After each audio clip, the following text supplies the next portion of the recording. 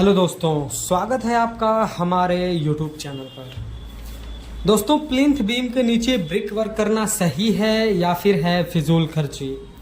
इस टॉपिक के ऊपर मैं पहले भी 2-3 वीडियोस बना चुका हूं, पर आज का ये कि कुछ ऐसा इंसिडेंट हुआ कि मुझे लगा कि इस पर एक और वीडियो बनाना चाहिए और आपको लाइव दिखाना चाहिए कि क्या उसके नुकसान हो सकते हैं और क्या फायदे हो सकते हैं। दोस्तों, जैसा हम सब जानते हैं कि जो भी हमारा घर बनता है उसमें प्लिंथ बीम का कितना इंपॉर्टेंट रोल है और प्लिंथ बीम के नीचे ब्रिक का सपोर्ट देना बहुत ही इंपॉर्टेंट एक रोल होता है। आपको हर हाल में प्लिंथ बीम के नीचे ब्रिक वर्क देना चाहिए। नहीं देंगे तो क्या नुकसान होगा, आज के इस वीडियो में मैं यही आपको दिखाऊंगा, तो वीडियो को इन तक जरूर देखिएगा। जैसा आप वीडियो में देख रहे हैं कि यहाँ पर आपको एक घर दिखाया जा रहा है। अभी जो है बारिश का मौसम चल रहा है और यहाँ पर आप देख सकते हैं कि जो घर बनाया गया है इसमें लोग अभी रह भी रहे हैं। तो अभी क्या है, फिलहाल इस घर पे ताला लगा हुआ है। इस घर को लोगों ने खाली कर दिया है। खाली करने का वजह भी आप देख सकते हैं। देखिए, प्लिंथ बीम बनाया गया और प्लिंथ बीम के नीचे ब्रिक वर्क नहीं किया गया, जिसका दुष्परिणाम ये हुआ कि जो सॉइल है, जो नीचे फिलिंग करी गई थी, बैक फिलिंग करी गई थी, वो सॉइल जो है अगल बगल जिधर से उसको जगह मिल रहा है वहां से निकल रहा है। और आपका जो सॉइल है, जो आपने परचेस करके डैम्प किया है, यहाँ पर आपने फिलिंग करी है, वो सॉइल दूसरे के प्लॉट में बह करके जा रहा है, निकल करके जा रहा है। और आपका जो सॉइल है वो निकल रहा है। इसके निकलने की वजह से वहां पे जो ब्लैंक स्पेस हो रहा है, इसकी वजह से आपका फ्लोर सेटल हो सकता है। फ्लोर सेटल का मतलब फ्लोर नीचे की तरफ बैठ सकता है और जिसकी वजह से आपको फ्लोर में बड़े बड़े क्रैक्स देखने को मिलेंगे। और इस घर में भी कुछ ऐसा ही दुष्परिणाम हुआ है। अभी ये घर में ताला लगने का सबसे मेन रीजन यही है कि जो भी यहाँ पर सॉइल फिलिंग करी गई थी, वो सॉइल फिलिंग चारों तरफ से इस तरीके से निकलने लगी है। मैं आपको सिर्फ एक साइड का दिखा रहा हूँ, बाकी 3 साइड भी सेम यही हाल है।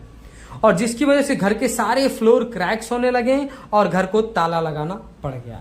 अब इस कंडीशन में इसको रिपेयर करना भी बहुत मुश्किल है, क्योंकि पहले से यहाँ पर जो है प्लिंथ बीम बना दिया गया है। अब इसके बाद अगर हम ब्रिक वर्क करेंगे तो हम अपने ब्रिक वर्क को बहुत ही अच्छी तरीके से प्लिंथ बीम का सपोर्ट नहीं दे पाएंगे, क्योंकि दोनों के बीच में एक गैप रह जाएगा, अच्छे से बॉन्ड नहीं बन पाएगा। और ब्रिक वर्क पहले कर लेते हैं, उसके बाद प्लिंथ बीम की कास्टिंग करते हैं, तो प्लिंथ बीम और ब्रिक वर्क के बीच में एक बेहतरीन बॉन्ड बन जाता है।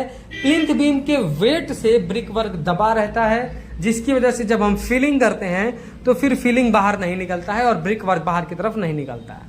पर इस कंडीशन में अगर हम अभी इसको रिपेयर करने जाएंगे तो अभी तो कॉस्टली भी होगा और उसके बाद ब्रिक वर्क करेंगे तो ब्रिक वर्क के फिर से निकल जाने की संभावना बहुत ज़्यादा बढ़ जाएगी। फिर इस कंडीशन में हम 1 फीट 2 फीट तक ब्रिक वर्क करेंगे, उसके बाद फिर जो है हम उस पर एक जो है बीम डालेंगे रिवायरिंग करके, फिर उसके बाद ब्रिक वर्क करेंगे और सबसे ऊपर फिर से कंक्रीटिंग करके इस तरीके से हम इसमें जैकेटिंग करके इसको स्ट्रेंथ प्रोवाइड करेंगे। लेकिन ये सब करना बहुत ही एक्सपेंसिव हो सकता है। जैसा आप देख सकते हैं वीडियो में कि ये 6 फीट की हाइट की गई है और 6 फीट की हाइट की अगर आप मान के चलिए कि जो प्लॉट अगर 1000 स्क्वायर फीट का है तो आप निकाल सकते हैं कि कितना मिट्टी जो है, कितने वॉल्यूम की मिट्टी इसमें डैम्प की गई है, उसका कितना डेड लोड बाहरी वॉल की तरफ आएगा। इसलिए अभी वॉल का रिपेयर करना तो बहुत ही मुश्किल है और रिपेयर किया भी जा सकेगा तो पहले की तरह स्ट्रेंथ नहीं आएगी और ना ही उतना कम कॉस्टली होगा। अभी तो कॉस्टली बहुत ज्यादा हो जाएगा। अब इस तरीके के नुकसान से देखिए यहाँ पर हुआ क्या है। जब सॉइल निकल गई तो फ्लोर क्रैक होने लगा। फ्लोर क्रैक होने के बाद जो भी जहां पर कहीं पर पीसीसी किया गया था, पीसीसी बैठ गया, कहीं पर जो है टाइल लगाया गया था किचन और बाथरूम में, वो टाइल सारे बैठ गए। सारा का सारा मटेरियल वेस्ट हो गया, सारा का सारा पैसा वेस्ट हो गया।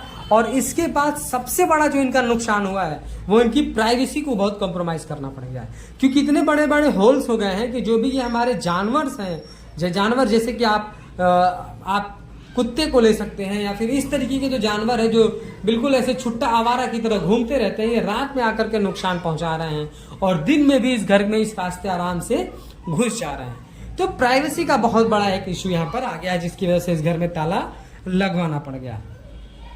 और सबसे मुश्किल की बात यह है कि अभी बारिश हो रहा है, आप अगल बगल देख सकते हैं कितना ज्यादा पानी लगा है और इस पानी के लगने की वजह से भी ये मिट्टी और तेजी से निकल रहा है, जिसकी वजह से इस घर को और भी ज्यादा नुकसान उठाना पड़ रहा है।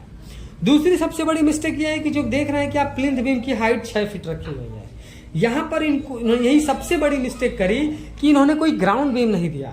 सबसे पहले अगर आपको प्लिंथ बीम की हाइट 3 फीट से ऊपर ले जानी है तो आप ग्राउंड लेवल पे ही एक ग्राउंड बीम दें, फिर उसके बाद ब्रिक वर्क करें और फिर उसके बाद जो है प्लिंथ बीम की कास्टिंग करें। ये बिल्कुल सही तरीका है जैसा आपको वीडियो में दिखाया जा रहा है। इस तरीके से आप करेंगे तो आपके अगर आप 6 फीट मिट्टी की फिलिंग भी करते हैं तो आपके को कुछ नुकसान नहीं होगा। आपके आउटर साइड के जो वॉल्स हैं उसमें इतना ज़्यादा आपको नुकसान नहीं होगा। मिट्टी इतने ज़्यादा लोड पे आएगी तो 2 अगर बीम रहते हैं तो उसको सपोर्ट करेंगे। और सबसे मोस्ट इंपॉर्टेंट क्वेश्चन कि आपको प्लिंथ बीम के नीचे ब्रिक वर्क एनी हाउ करना है, नहीं तो फिर इस तरीके का नुकसान आप उठा सकते हैं। अब देखिए प्लिंथ बीम के नीचे जो है यहाँ पर ब्रिक वर्क न करने का सबसे बड़ा नुकसान ये भी है कि प्लिंथ बीम को सपोर्ट नीचे से नहीं मिला हुआ है। अब प्लिंथ बीम के ऊपर देखिए कितना ज्यादा लोड है। एक तो जो ब्रिक वर्क किया गया है उसका स्लैब के ऊपर से जो लोड आ रहा है वो, तो इस कंडीशन में आपका प्लिंथ बीम झुक भी सकता है, उसमें क्रैक्स भी आ सकते हैं। तो इसलिए आपसे कहा जाता है कि प्लिंथ बीम के ऊपर के नीचे हर हाल में आपको ब्रिक वर्क करना ही है। वीडियो पसंद आया हो तो प्लीज वीडियो को लाइक कर दें और अगर चैनल पर नए हैं कंस्ट्रक्शन से रिलेटेड ऐसे ही इंफॉर्मेटिव वीडियोस इन फ्यूचर देखना चाहते हैं तो प्लीज चैनल को सब्सक्राइब करके बेल नोटिफिकेशन को ऑल पर प्रेस कर दें। Thank you.